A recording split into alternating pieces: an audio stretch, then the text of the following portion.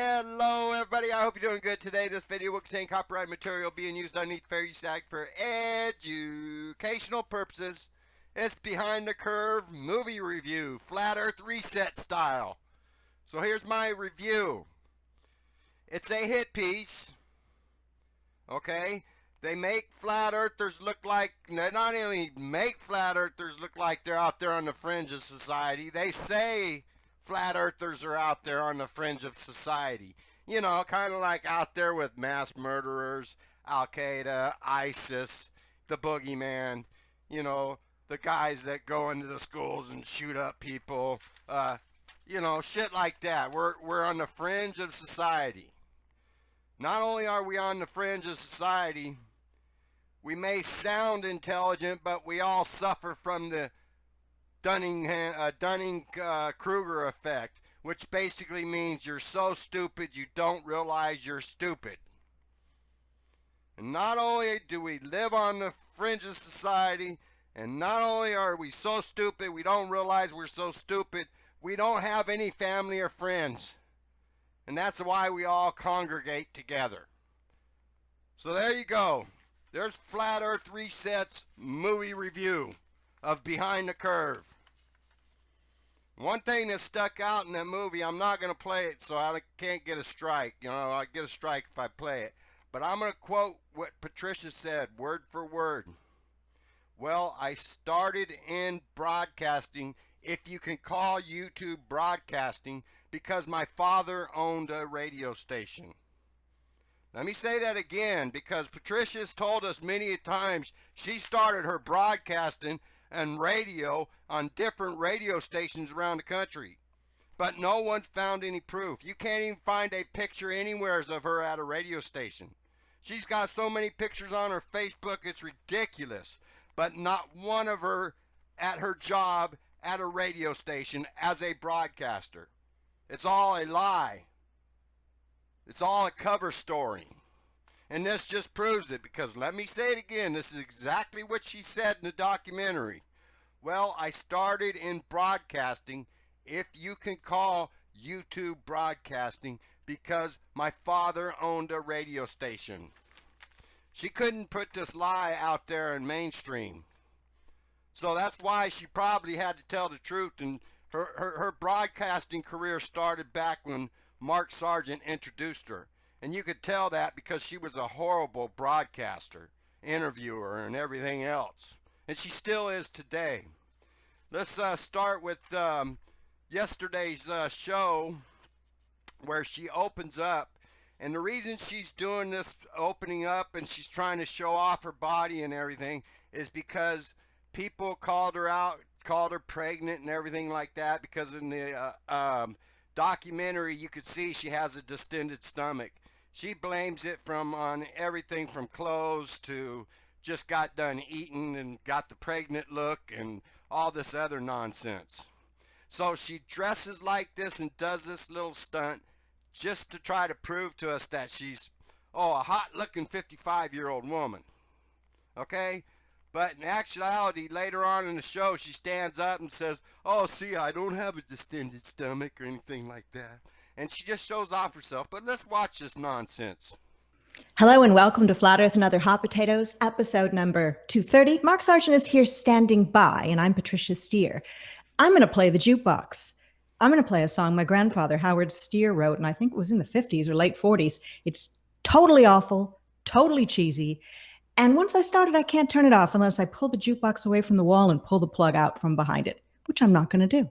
So do your own thing for 3 minutes or listen to the cheesy lyrics about a radio station called WKMI in Kalamazoo, Michigan, that my grandfather owned, that my father took over, that he sold in the 80s. Check out this cheesy display. Never mind the cheesy music. This cheesy display of trying to prove something. This is why people can't stand you, Patricia. I think it plays Rush Limbaugh now, so I disavow all association with that radio station. It's the only song I can play on my jukebox without getting a copyright strike because it's a family song. So here we go.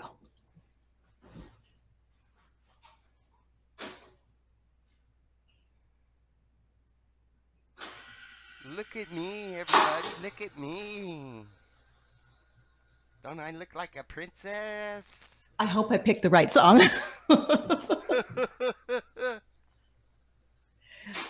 It's by the Melody Laners, which is the street the station was on. Hopefully you can hear it. Oh my God, this isn't even the right song. You see how fake this is, ladies and gentlemen?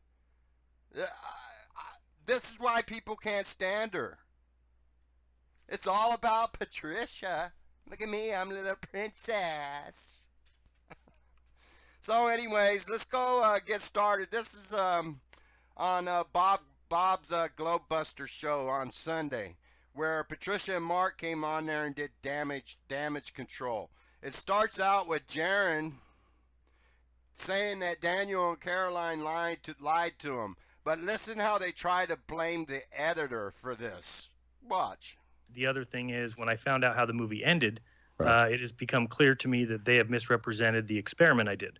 So at this point, I have two different reasons to think that Caroline and Daniel both were less than truthful with me, less than truthful with other members of the community, and they've created a documentary under false pretenses. So for me, I can't wait to see it because I haven't seen it, so I can't really say a whole lot about any other opinion other than, the thing is, I would blame the editor more than those two. Oh, Those yeah, two the seem more editor. genuine than that editor dude. As Yeah, far as and- my brief encounter with those people and seeing them on stage answer questions. So And the thing is, the editor yeah, snipped and- it the way he wanted it to be. From Well, a baller the point of editor, view. yeah, the editor has pretty much final say in Yeah. everything. Yeah. You know, at He the end of the edited day. the thing. Yes. I think that if there's anyone that did sway more than others is the editor, because so It's total nonsense. The editor has no creative control in the process of the movie. That's all left up to the director, the producer, and the executive producer, who is Christine O'Malley. Those are the people that tell the editor what to do. The editor has no creative control of the movie. He just runs his editing program and adds in special effects. That's all he does. So to sit there and blame all these lies on the editor is bullshit. Daniel J. Clark and Caroline Clark are a couple propagandists. And Patricia hid this from the flat earth community.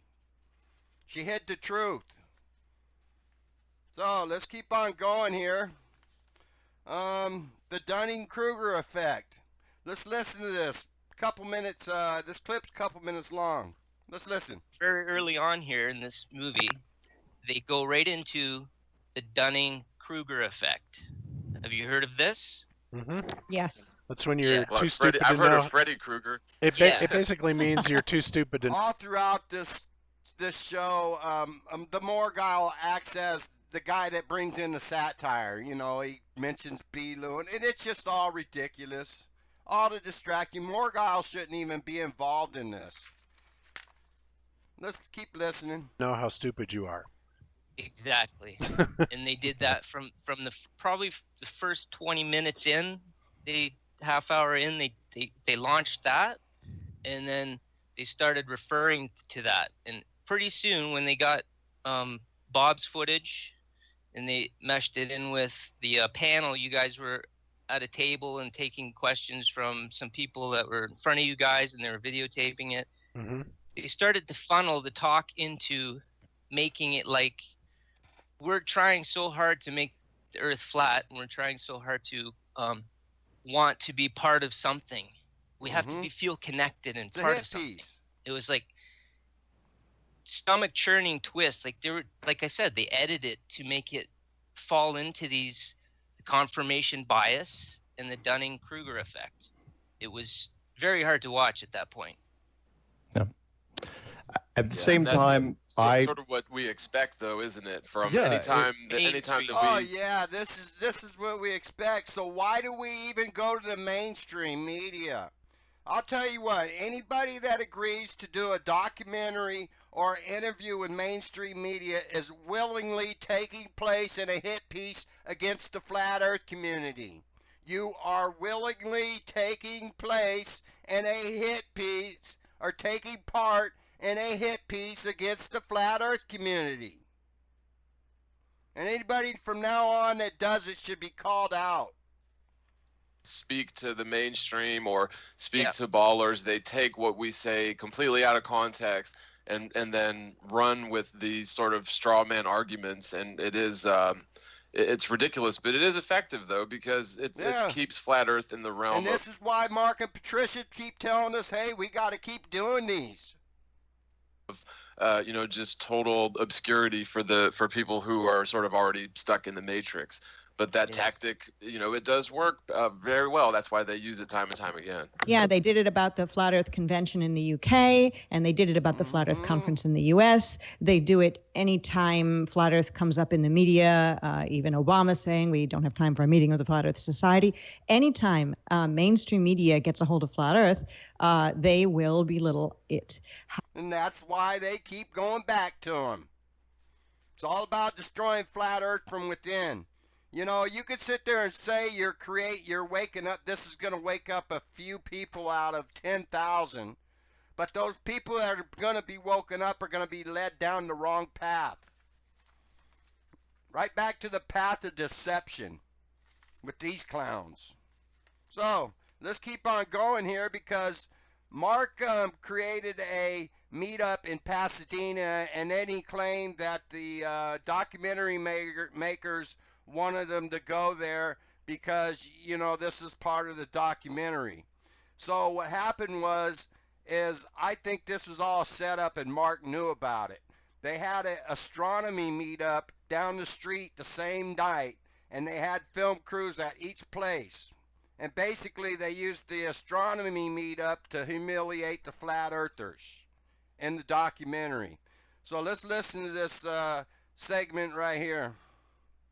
4 meetups that they covered before the conference. Oh yeah. So remember the meetup they covered, and then they went. Meanwhile, down the street there was an astronomy meetup. Yeah, and I knew about that, but and there you go. Mark knew about it.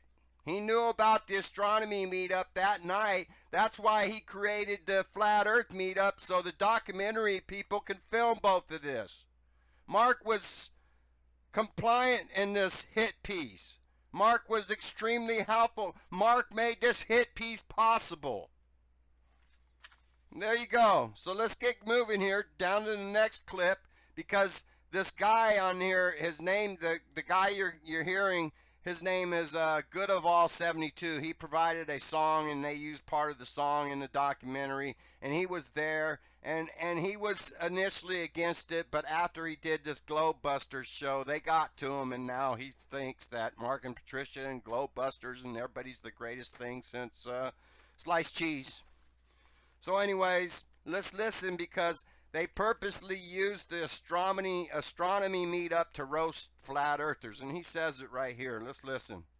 They roasted us. They roasted us at that astronomy little thing there. Just thought I'd put that in. They were like, "There's something wrong with us, and we need to find better ways to, Oh yeah. Well, I mean, to be honest, I don't have a problem with any of that, because that's going to happen. That's acceptable. Do you see the bullshit here?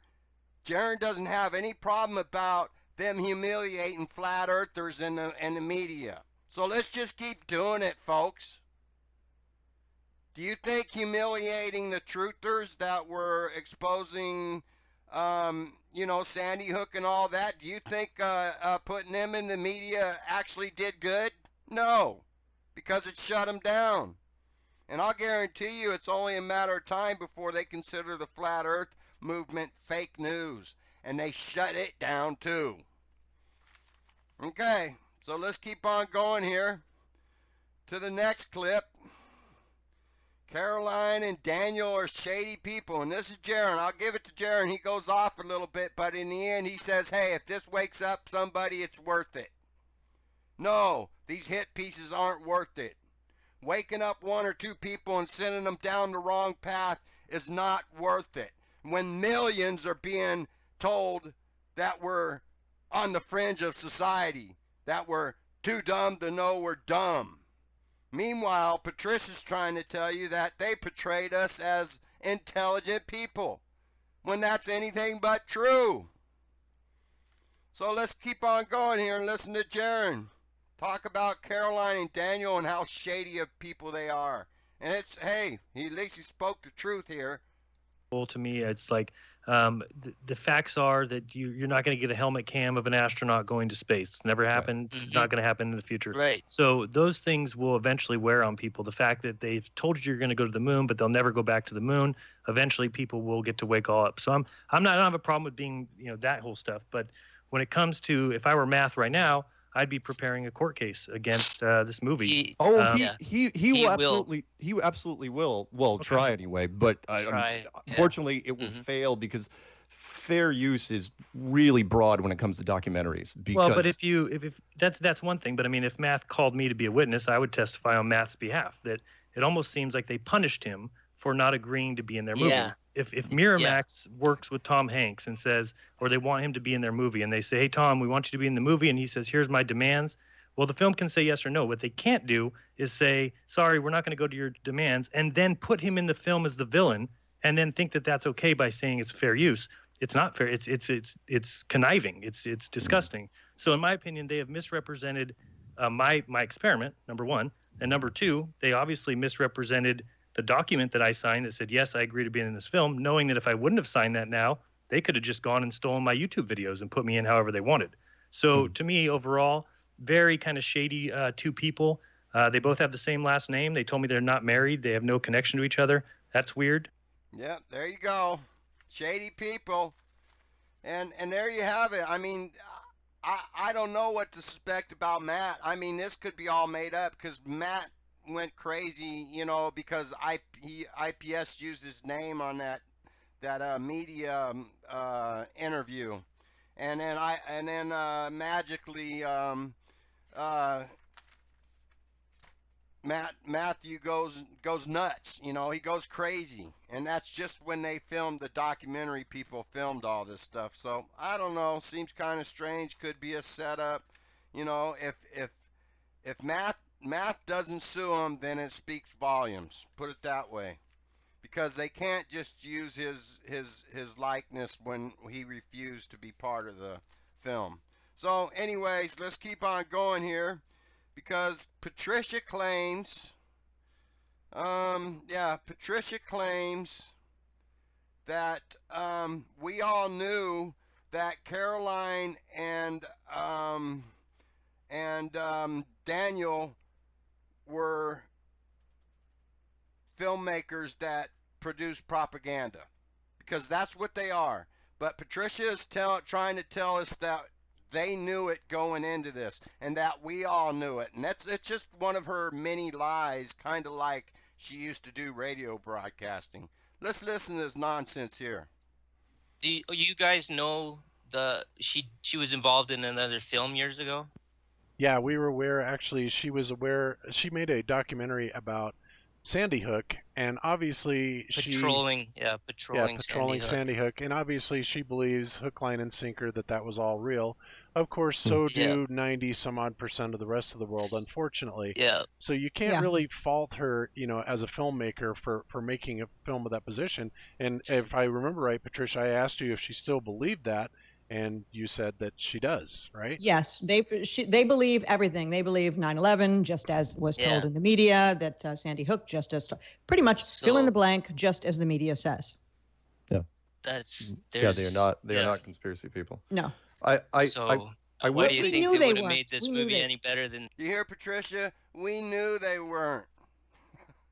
She knew they were propagandists, filmmakers. They're acting like we all knew this, that we all knew they were propaganda filmmakers.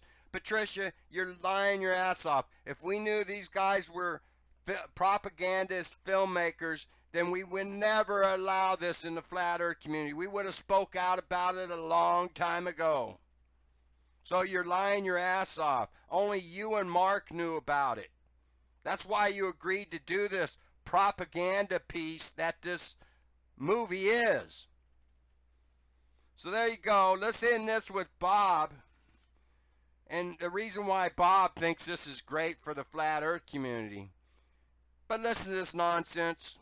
That's telling me when I read this through all these different documentaries, it's not so much that they're saying, you know, they're looking at this as a hit piece on us, as much as they're almost criticizing Daniel for even, you know, giving us the platform, right? And of course, it's going to be taken from a baller point of view. And the reason, I think the whole reason they titled this Behind the Curve is that they wanted to draw in globe earthers to be able to look at their documentary. And regardless of how they painted us, I don't think they painted us in overly a negative way. Obviously, there were things that we wish would have been portrayed differently. But the bottom line is I think that it got our message out in so many ways, in that we're just saying, look, we're looking at this. We want other people to look at this. This is what's so all-consuming about it. This is why there are literally millions of us. And so, yeah, you can look at it one of two ways. You could say, oh, it was an absolute hit piece. And in some ways, you could be, yeah, you could say that's right. But in other ways, it also painted us in somewhat of a favorable light, in that we are not a bunch of crazy people, you know, walking around, you know, that are looking completely insane. I personally am very proud of what I brought forward to that documentary, and would do it again in a heartbeat, even though I wish I could elaborate. We're not crazy or insane or anything like that, huh, Bob? But we live on the fringe of society, you know, out there with mass murderers, Al-Qaeda, ISIS, so on and so forth. We all don't have any more family left. They all deserted us, left us, all because we became flat earthers. We don't have any friends except for who we meet online. And that we're so stupid we don't know we're stupid. How is that painting us favorably, Bob? There you go, ladies and gentlemen. When the rest of the documentary comes out, I'll do another review. Have a good day.